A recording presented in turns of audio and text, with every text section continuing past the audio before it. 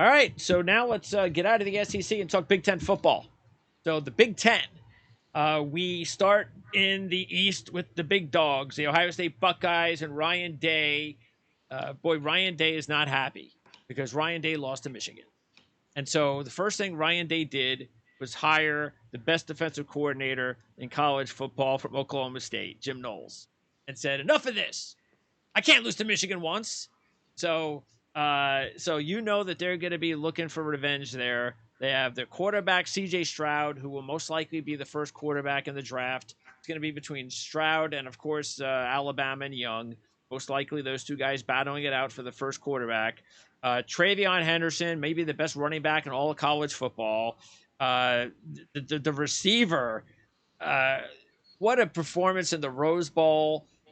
They lose two superstar receiver first-round draft picks, and then this guy goes out and has that monster Rose Bowl. So offensively, they're going to be a juggernaut again. The big issue is really on defense for Ohio State. Michigan just pounded the hell out of him in that game. Their linebacker play was underwhelming. And really, the pass rush hasn't been all that great in the last couple of years. And that, I still think, might be an issue. I love their secondary, and they usually have a top-notch secondary. Had a little issues even last year, but I think their secondary is going to be one of the best again in college football. But it's that front seven on defense I'm still not sure about. You mentioned how upset Ryan Day was. He'll come into the season much like Nick Saban in Alabama, because the first time ever he did not make his way to the Big Ten championship with Ohio State last year. You mentioned he made the move he needed to make. He hired Jim Knowles, the Oklahoma State defensive coordinator, and I'll tell you how good this guy is. He improved the Oklahoma State defense significantly all 3 years. They started out as a 452-yard defense. They were 294 yards defense when they hired him away from there last year. This guy knows how to coach up a defense. Shockingly, and this is probably one of the most alarming stats that I came across in the offseason here, Ohio State finished 9th in the Big Ten Conference each of the past 2 seasons in total defense. There you go. There you go. That's the reason you're going to see Jim Knowles on the sidelines at Ohio State this year. Ryan Day realizes that, knows that, and if he's the real deal, if he's the guy, the Buckeyes will be back to where they were in the past. Schedule-wise, look, it's not going to be easy. We talk about Notre Dame. They host Notre Dame, and that's not an easy opener by any stretch. They also host Wisconsin later in the month. But, Wisconsin is not usually a team at Ohio State unless they have one of their best teams. I don't think that's the case. So Ohio State's schedule, they got to go to Michigan State. They got to go to Penn State. But to get Michigan at home, I probably would look at the Penn State game, the road game on the 29th. How good is Penn State by then? If Penn State's having one of their really good years, that could end up being the most dangerous game on their schedule. But I think the schedule works out for them pretty well. I think it's a total coaching mismatch, the Ohio State-Penn State game. I'm not a James Franklin fan at all, and Ryan Day's going to have this juggernaut here this football season here.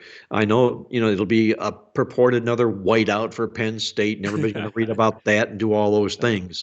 But Ohio State, you're going to find them as a cheap wholesale price on the road. I'd rather lay the Buckeyes minus the points at Penn State in a coaching mismatch than I would have them come into the horseshoe and have to lay double the amount of points. They open up the season with 5 home games in a row, do the Buckeyes here. 2 of them against very formidable opponents, Wisconsin and Notre Dame. They open up 5-0 against those football teams. They'll be on their way. Okay, then we move on to Michigan, the champs of the Big Ten last year, as a Michigan fan. By the way, Kevin Noon, who covers the Ohio State Buckeyes, is going to be on this channel. I think it's going to be Monday. I think I record that interview with Kevin Noon. Done a great job covering the Buckeyes for many years. And I'm also finally going to set up an interview with a Michigan analyst and writer, something I have not been able to find in the last couple of years, somebody good. And I'm going to be setting that interview up as well. But Michigan finally gets the job done. And last year we talked about it. And, we were going through how things worked out for Jim Harbaugh and all of his past losses and how Michigan, this spot, Jim Harbaugh and Michigan, they just don't get the job done. But I just kept saying last year, as a fan of the team, that there was something different about this team. That I said it all along. The major difference with last year's team was the philosophy. They went back to the basics. They went back to what makes Jim Harbaugh teams effective.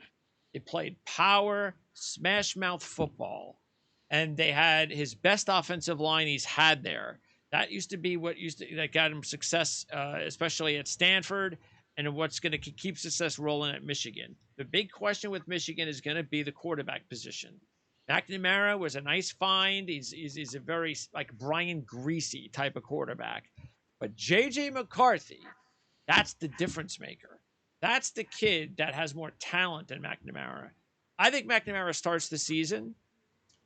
I don't know how long he'll stay quarterback. It probably until they lose a game. Maybe they're not supposed to.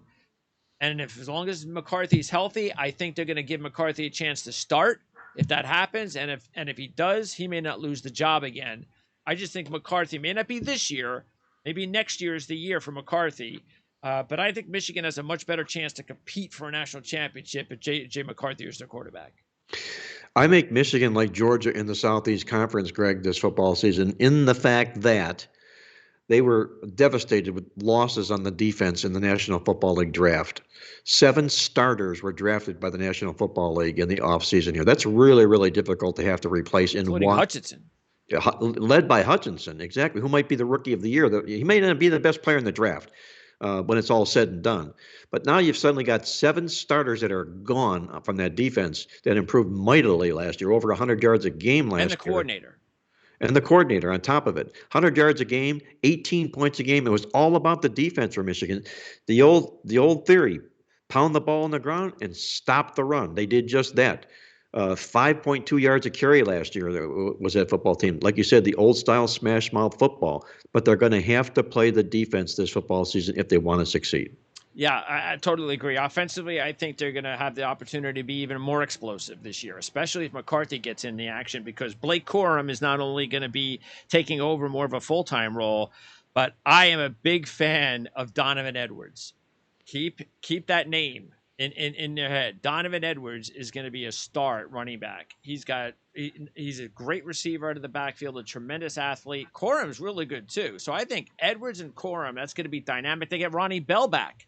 He was lost with the ACL first game of the season. He was their most explosive wide receiver last year, and unfortunately didn't even play the rest of the season. So offensively, they're going to be even better in my mind, and they're going to need to be, like you said, because the defense lost so much. Well, Jim Harbaugh was quoted in spring camp, coming out of spring camp, and said that this football team is scary good.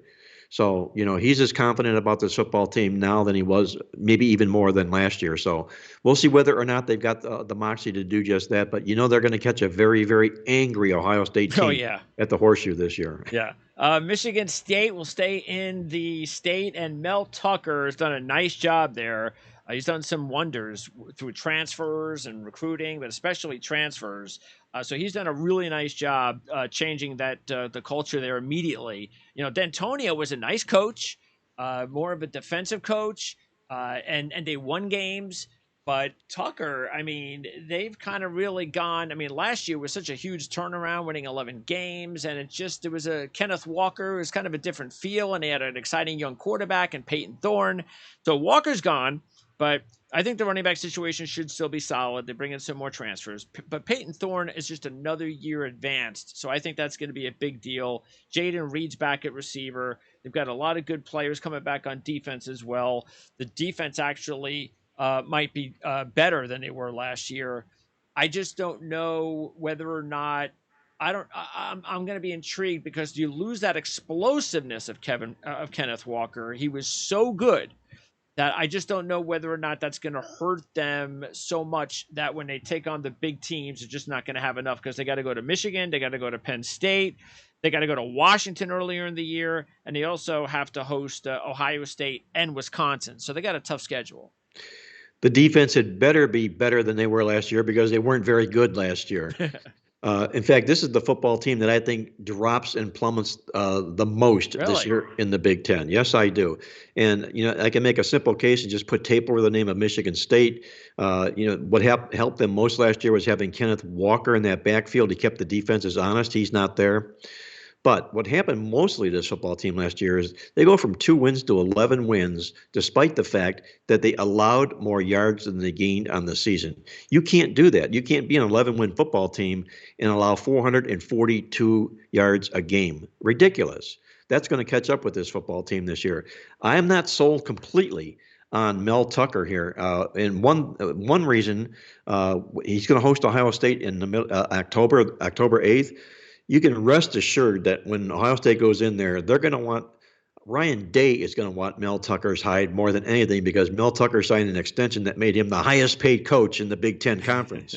And I think he'll prove Ryan Day will that he is not the best coach in the Big Ten Conference. Okay.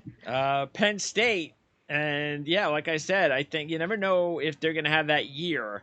And I think they have the talent to have that year. I mean, Clifford has to stay healthy. They were off to a great start last year, and then Clifford gets hurt in the Iowa game. As soon as Clifford gets hurt in the Iowa game, it changed everything for the rest of the season. So he has to stay healthy. If he does, I think they have a chance. But the running game has been an issue the last couple of years. This is a program that used to pride themselves on just a great running game and a really good offensive line. That has just disappeared the last few years. It's been mostly, they got some exciting receivers. They can throw the ball a little bit, but now Dotson's gone, so that's a big loss. Defensively, they're going to have good players on defense. They bring back, Porter and Brown in the secondary is as good as they come. Jacobs at linebacker. They always have great linebackers there. But yeah, I think it really is all about Clifford. I think if Clifford plays healthy all season, I think they got a shot. The schedule is pretty tough. The first 3 weeks, they got to go on the road twice. They also have to go on the road and play Michigan, and then they got Ohio State at home. So if they can get off to a good start, if they can win those first 5 games, beat Purdue, beat Auburn on the road, those 2 out of those 3 road games to start the season, I think they have a shot. Well, as I mentioned before, I'm not a big James Franklin fan. They got out to this great start last football season, as you remember, 5-0. And the reason they bottomed out, they only won 2 more games. They went 2-6 from that point afterwards. It's because they were out-yarded in 6 of those 8 football games. Sure.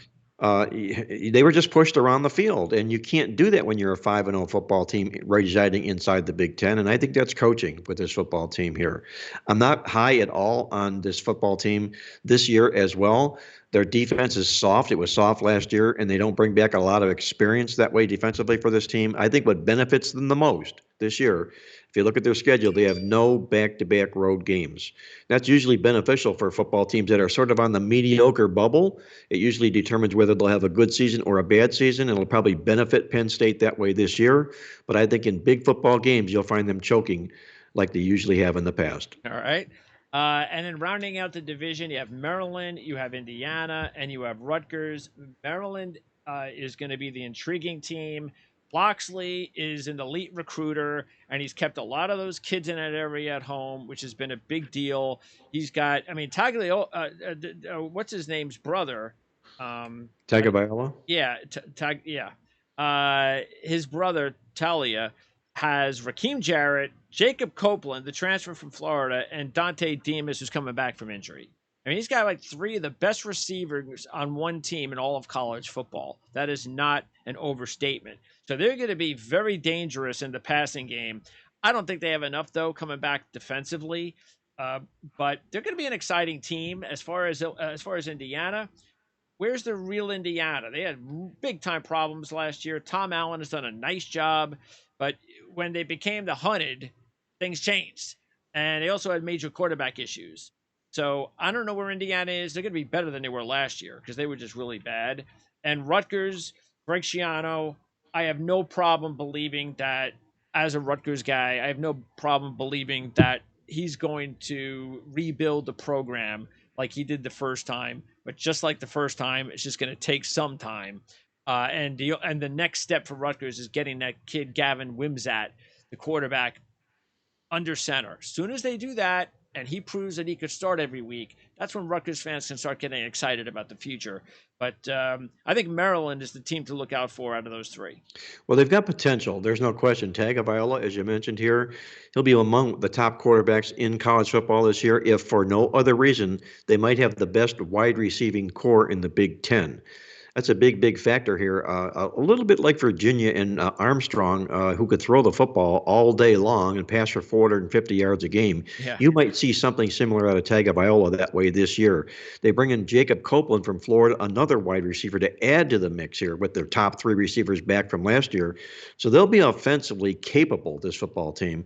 I just don't know whether or not it was a mirage last year. And the reason I say that is they're one of those teams that fit that formula that we talked about yesterday, that when you have losing seasons 3 consecutive years and you finally have a winning season, you go to a bowl game and a lot more is expected from you, you sort of tend to put yourself back into the shell rather than stick your neck out. I think that could end up hurting Maryland that way this year.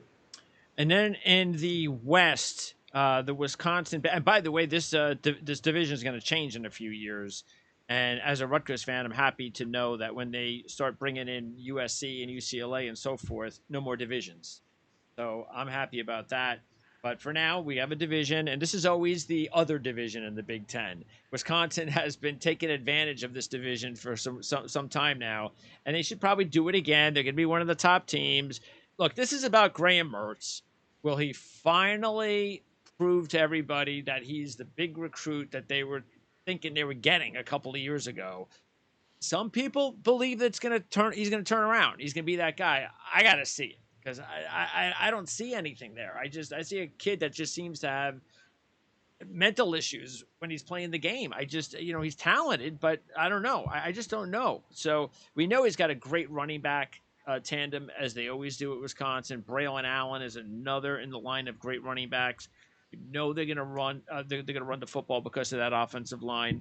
The big problem with Wisconsin this year, though, is the defense. They were so good last year. They were one of the best teams on defense in college football last year. I just think they lost too much. Well, they did lose a lot. They ranked number 94 in the country in overall returning experience on the defensive side of the football. You can sort of equate Wisconsin to Georgia in the sense that in this division here, there's nobody else that's in the division that is really practically any good. Much like Georgia in the East Division here, they always, they would win if you would, because there was not a whole lot of serious competition. I think that's the same case for Wisconsin, and it might end up being that way again this football season here. If that defense can be anywhere near as good as they were last year, and they were hellacious last year, the offense can step things up here. They bring Bobby Ingram in as an offensive coordinator. And the reason I mention that is he worked with Paul Chryst together at Pittsburgh in their days together here. So they'll be like a real nice attached to the hip 1-2 combo. So that it could end up providing some offensive spark for Wisconsin this year. And if they get that spark, they will be the team to beat in this division. And I'm surprised Jim Leonard is still there. I mean, he's going to get a head coaching gig. I don't know what everybody's waiting for, unless he eventually wants to take over for Chryst. That could well be the case, right? Yeah, I don't know. But all right. By the way, on the road against Ohio State, Michigan State, Iowa, and Nebraska. So they got some tough road games. Iowa, what can you say? Kirk Ferentz just keeps on going. They get to the Big Ten championship game last year, even though they had nothing on offense. I mean, the quarterback situation was a disaster, and there's nobody new. Nobody knew a quarterback. It's the same guys from last year. It's basically the same offense as last year. So I'm not sure what that says. It's probably not very good. It's all about defense at Iowa. It's about special teams, defense, and forcing turnovers. That's the remedy for Iowa football. And because I don't see any improvement on offense this year, I just can't imagine they're going to be able to be that successful like they were on defense last year. No, they were second only to Wisconsin that way defensively in the Big Ten Conference last year. It was their offense that really held them back last football season here. So the question is, can Spencer Petras, who started 17 games in a row before he got hurt last year, ignite this offense? It remains to be seen. The other thing about Iowa, which you get that steady job, as you mentioned, from Ferentz every year, they lost 4 or more losses for the 13th time since 2005. You would think that a football team like that was in disarray or in trouble, but it's not Iowa, because they seem to always end up the season 7-4, 6-5, situations and things like that. They'll be the second best team in this division here once again. Very boring football team to have to watch, but they just keep grinding it out, and they'll get their allotted amount of wins this season. Yeah, I mean, I actually think that there's a chance because look, I think it comes down, like I said when we were going over Wisconsin with Mertz. It depends if Mertz finally lives up to his status. If he Right. does, okay, they're gonna win the division. If he doesn't, if he's the same old Mertz because of all the players that lost on defense, and I don't trust Iowa, I believe Minnesota or Nebraska could actually surprise people and win this division. PJ Fleck, we know he's done a tremendous job there. He gets Tanner Morgan back. He gets Abraham back after the injury. And even if there's another injury situation there, they're loaded at running back. They've got a couple of good receivers, wide receiver, tight end. I think they're going to be fine on offense. Defensively, I think they're going to be okay. So I think Minnesota, maybe this is their year. Look, Abraham is the guy that you really want to stay healthy though, because he's that much better and that much more explosive. And if he does, I think Minnesota can have a really exciting season. And Nebraska, look, Scott Frost, I was happy he got one more year because they keep losing so many close games. You think they're this close, they're this close, they're this close. So I admire the AD to go, okay, we're going to give you another chance because if they turn it around, if they start winning those close games, all of a sudden the momentum can go like that. I think it could happen for him this year. I love the fact they bring in Casey Thompson there, so that could help him out quarterback wise. And on defense, I think they're going to be pretty tough. That's really what's been going well for him because the offense has either held him back, even though Martinez was exciting. He always had like the worst turnovers at the wrong time, and now he's gone. I just think maybe it's time for Nebraska to win those close games. So I think Nebraska or Minnesota, one of those two teams, could actually win this division. Well, I think Nebraska's in a challenge. In Minnesota, my biggest concern about them is the fact that they played a ton of upperclassmen last year. Only 12% of their starts were made by underclassmen, which means those players are largely gone, and they're going to have to sort of rebuild and get this job done from the ground up that way level again this year. They brought in Kirk Chiraka. He was their former offensive coordinator. He worked at West Virginia and Penn State. That should help the offense a little bit this year. You got Tanner Morgan back at quarterback. That's a nice combination here, but there's something about what is missing from Minnesota this year, and I think it's going to be the fact that they were well spent playing the highly experienced players last year. Nebraska is the football team that I think could be a really sleeper type team in the Big Ten this year. One, you mentioned Scott Frost was rehired, took a pay cut, and the reason he was rehired is simply because they couldn't afford to go out and hire another coach and pay that big money and pay off his contract as well. Okay, so they both agreed, okay, we'll give you a little less money. You can be a Big Ten coach for a little while longer here. But if you take a look at what they've got going here this year, is they're going to their first 6 games, 5 of those opponents had losing records last year. And their defense has improved each of the last 3 years under Scott Frost.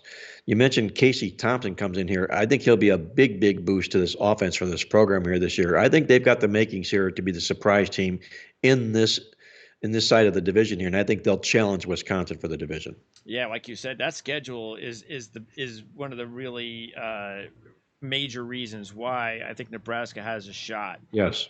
You said it. I mean, yeah, they got to play Oklahoma, but you know what? They get Oklahoma at home, and they were competitive with Oklahoma last year, and that was on the road. And yeah, so I could see that happening, and they better get off to a good start because the end of the season, Minnesota at Michigan, Wisconsin at Iowa.